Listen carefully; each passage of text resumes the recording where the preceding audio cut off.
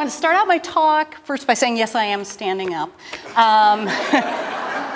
But also by saying that I am a college professor. I'm used to people having questions, and I encourage you, if I throw out a term or say something that you don't understand, feel free to raise your hands and ask questions. This is participatory. I'm not the sage on the stage. I'm the guide on the side, as we say in academia these days. I'm going to be dealing with a fairly broad topic and a fairly broad time frame. If we're going from emancipation to the civil rights struggle, that's about 100 years. So I'm going to be dealing largely with broad ideas, general ideas, and it works really well that the Reverend Davies is here because he knows the specifics of Fredericksburg and can speak much better to what happened on the ground here. A quick summary of slave religion and churches might be a little bit helpful before we launch into emancipation. African American slaves in the American South before emancipation had limited choices of what to do in terms of understanding religion.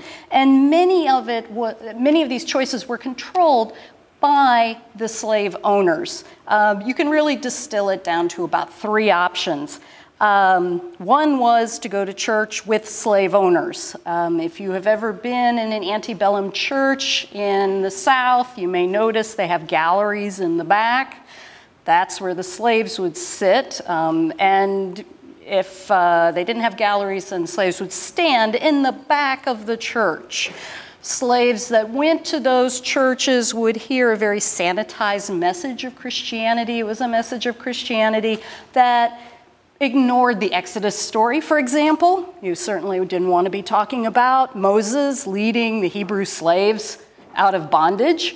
And also a fairly sanitized version of the New Testament. Ideas from either Jesus or Paul that had to do with equality were very much absent in the sermons that African Americans would hear if they went to white churches. Some African Americans who were slaves got to hear itinerant preachers. There were preachers who made their living going around to different places and preaching to slaves, but again, that was a very sanitized version of Christianity. No slave owner was going to pay an itinerant preacher to come preach to his slaves if he thought that it was going to give the slaves any ideas. The main way that African American slaves could understand and celebrate Christianity was through worshiping on their own at night. And there is plenty of evidence that African Americans would spend precious nighttime hours worshiping on their own, away from the watchful eyes of slave owners and overseers. They would construct what they called hush arbors, areas away, out of doors from the slave quarters, where they would sing, dance, pray, and if someone knew some Bible verses, talk about the Bible verses.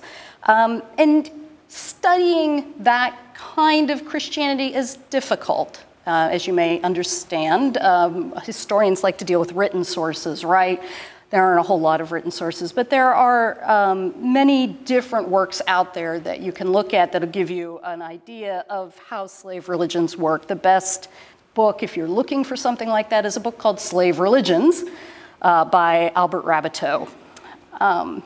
So when emancipation came, African Americans in the South voted with their feet.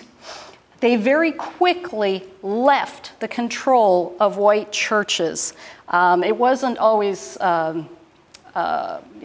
should back up, it didn't happen when the Emancipation Proclamation came, but more when the northern armies conquered the southern armies, that slaves were able to leave the control of white churches, white preachers, and begin to build their own institutions, their own buildings, their own churches. It is a story of a mutual separation. You can think of it as African Americans leaving, white Southerners saying, don't let the door hit you on your way out. It was very much a mutual separation. But white Southerners did try to keep tabs on African Americans. They did try to keep their churches under some white control. They weren't always successful, though, thank goodness. Many churches, denominations, sent missionaries to the South to Christianize the slaves. They believed that the slaves' understanding of religion was not entirely comprehensive. And you could probably say, yeah, if you were interpreting what you heard from a white preacher or what you heard secondhand from someone, it probably wasn't the most complete picture of Christianity. And many denominations, especially in the North, sent missionaries to these slaves, ex-slaves, and tried to get them to fall in line with their denomination. And this became a battle for numbers. If people tell you that religion is not about numbers, you can just point this out. There was a great competition for these ex-slaves, in part because then these northern denominations could claim more numbers. So the big winner, if you're looking at numbers, turned out to be the American Baptist Missionary Convention, which by 1868 had a total membership in the South of 100,000 and claimed 200 affiliated pastors. That's fairly huge. That's 3 years after the Civil War. They had that many converts. Eventually, the American Baptist Missionary Convention became known as the National Baptist Convention, one of the largest African American denominations. So the years immediately following the Civil War were a time of church building and celebration among African Americans. They were a time of independence. This was a time when ex-slaves could make their own sacred spaces, and they did so. I don't want you to think, though, that this was a time of complete happiness and harmony. My students often poke fun at me because I tend to have, I call them the death and grief and sorrow and murder classes. This is what American religion often comes down to. And there was friction, there was debate about what to do. And it came from a variety of sources. White missionaries trying to keep ex-slaves in white churches, white missionaries from the North. Black missionaries from the North trying to deal with ex-slaves and dealing with them in a way that showed a class bias. If you read some of the sources of these missionaries from the North, African American missionaries saying about slaves, tended to see them as people with great potential and people who would succeed if they were only given the chance.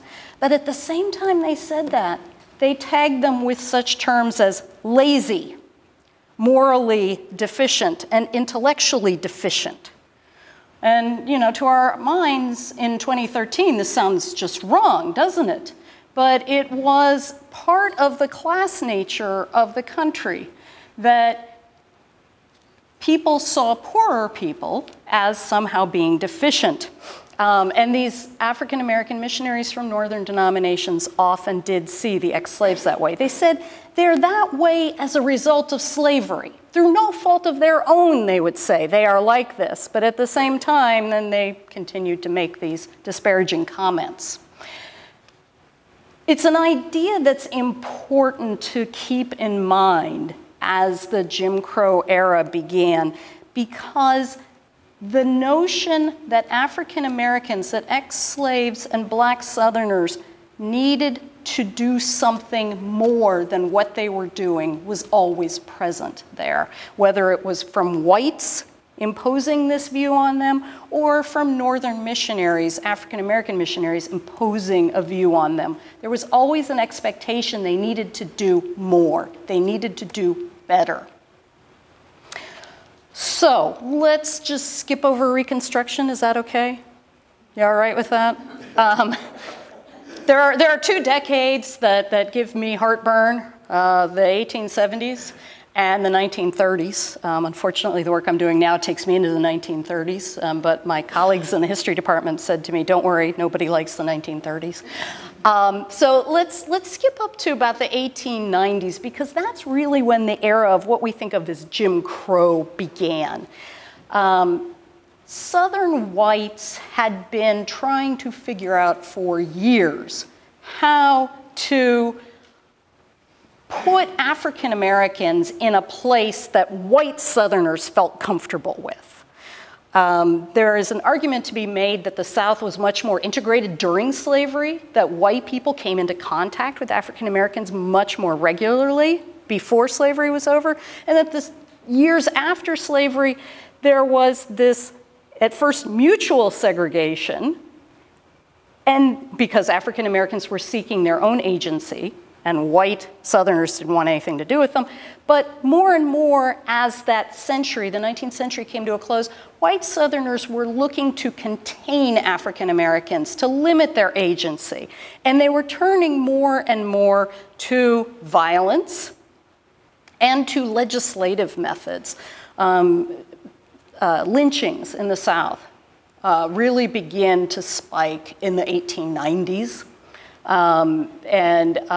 They had been on the rise in the 1870s and 1880s, but they really take off in the 1890s.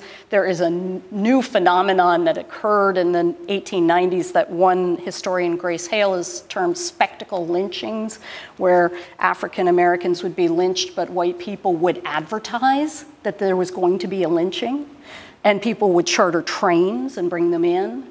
And sell tickets and sell refreshments, and then sell pieces of the person's body. It was an awful, awful period in our nation's history, and it's one that is deeply troubling. That violence against African Americans, which could be triggered at a moment's notice, if you looked at a white woman the wrong way, if you were an African American male and you just looked at a white woman the wrong way, you could be accused of rape. If you didn't cross the street to get out of the way of a white person, all of these things built up, and so that African Americans, by the end of the 19th century, were very much aware that white people in the South could form a lynch mob at a moment's notice. And by the way, I should note, they lynched women as well. They didn't lynch as many women as men, but they did lynch women. They did lynch a few white people, but it was mostly African Americans. The other thing that white people did in the late 19th century was to enact Jim Crow laws. Jim Crow laws that segregated spaces legally, saying that there was now a legal place where African Americans could gather and a place where they couldn't, that there were laws about who could vote and how you could vote. Virginia, thankfully, came a little late to this party. That's the nice thing about Virginia. It doesn't race into anything, does it? And thankfully, it came a little late to the whole disenfranchisement party. But what ended up happening is one of the great ironies of American history. As white people segregated African Americans, they actually gave them safer spaces. And one of the safest spaces for African Americans was in churches. African Americans couldn't gather legally in many large numbers in many places, whether there was an actual law or just people would get upset and bring out a mob, it didn't matter. But church was the place where African Americans could go in large numbers and meet together. And so churches became the site of the first efforts, organized efforts in the South, to fight against segregation and oppression. Interesting, isn't it, that the white people create this space for African Americans. Now, in that space, ministers played a leading role. They tended to have the most education, and they occupied a place of importance for the community. They weren't just the leaders, the spiritual leaders of the community, they were often the political leaders of the community. And isn't it wonderful that we have the Reverend Davies here, who has been both? Yes, another great example. The ministers could use their pulpits on Sundays to preach against white oppression, and they could give voice to ways to resist white oppression. As they did this, they bought into the idea that African Americans needed to improve themselves. Remember that idea I talked about that came with those missionaries from the North? The idea that the ex-slaves needed things like education, moral education, these ideas. That was part and parcel of what was going on in the pulpits. We call that term uplift. There was this notion that you needed to uplift the race. And African American ministers and African American intellectuals both spoke very much about the need to uplift the race. There was this need to support the ideas of education and thrift and self-sufficiency that permeated the discussion that people had. It buys into the idea that what white America had was what you should aspire to. So, African American ministers often echoed these uplift ideas in the late 19th century and the early 20th century. They extolled the notions of industriousness, and they also extolled the notion of patriotism among African Americans, that African Americans were dedicated to their country, even at the same time that their country was not dedicated to them. And these ministers would preach sermons that if white people heard them, they would have been scared. They would have been upset because the ministers were preaching that white people weren't good Christians, that white people didn't understand Christianity because of the way they acted. And they held up African Americans as the ideal Americans. They were patriotic, they were thrifty, they were industrious, they were loyal, and they treated each other well. Okay. If I could just for a moment tell you the research I've been doing that Ms. Jackson referred to. I've been reading the denominational newspapers. If the white people had been reading these denominational newspapers, they would have been trying to tear down the churches and the printing presses. These newspapers argue over and over and over again that white Christians were not Christian, that white people were not good Americans, that you couldn't let the festival of lynching continue and the oppression and the segregation continue and call yourself a Christian. It is a wonderful, wonderful field to be interested in. So these were the conditions that African Americans struggled through in the first few decades of the 20th century. Disenfranchisement. You couldn't vote. If you could manage to muster the money for the poll tax, they'd give you a quiz, right? And it was a quiz that was different depending on the color of your skin, all right? And there were a whole series of ways to intimidate African American voters to keep them from voting. But African Americans were drafted just like white Americans into World War II. When the Japanese bombed Pearl Harbor, African Americans were expected to serve their country, and they did with distinction. And that's really when we see the sea change happen, that African Americans, when they came back from World War II, used those safe havens of churches to discuss the need for America to be what it had said it was being to the world, that it needed to uphold freedom and equal rights. And the church, again, became the locus of activity. So in the 1940s and in the 1950s, African Americans gathered in churches. They discussed what to do about not lynching so much anymore, with the exception notably of people like Emmett Till, but the assassination of African Americans who tried to register people to vote, segregation on buses and other forms of transportation, the outright racism they encountered on a daily basis. They engaged in these discussions in their churches, and they used churches to coordinate their efforts. Now here's where we slide into somebody that you've probably heard of. Martin Luther King Jr. Yes? Okay, good. Every school kid knows the story of Martin Luther King Jr. They know the sanitized version of Martin Luther King Jr., okay? They don't teach in schools, and I know this because I have a kid in public schools. They don't teach that religion was the backbone of his argument for civil rights. And that was the religion that he learned in his father's church. It was the religion that had been nurtured all those years in segregation. Martin Luther King Jr. was a preacher, a Baptist preacher, and he used Christianity as his rationale for demanding civil rights. He borrowed ideas from white theologians to turn Christianity against white oppressors. Ideas like racism is a sin. Now, African Americans had been arguing this for years. King was polite. He credited Reinhold Niebuhr for this.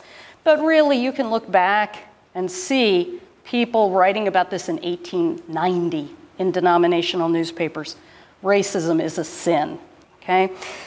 He said that you need to use large group to check the power of other large groups. You needed the federal government to step in to stop the states from being the oppressor.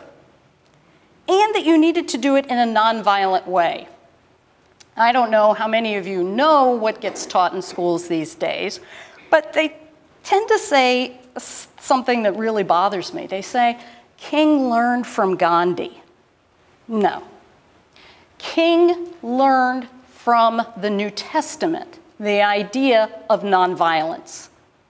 And he didn't get exposed to Gandhi until he was in graduate school. King himself said, I came to Gandhi through Jesus. Christianity was always the basis of his nonviolence and his civil rights argument. And King and other ministers throughout the South were able to use that argument and their churches to help weave together what became known as the civil rights movement. Now, I don't want you to think it was only religious, but it was very much organized in religious settings with religious ideas underpinning it, okay? So, the role of African American churches in this period, from emancipation to civil rights, cannot be overlooked. They were the meeting places, they were the incubator of ideas, they were the crucibles of debate over what it meant to be African American in the United States during a time of segregation and violence. And I think this would be a good time for me to defer to the Reverend Davies. Thank you.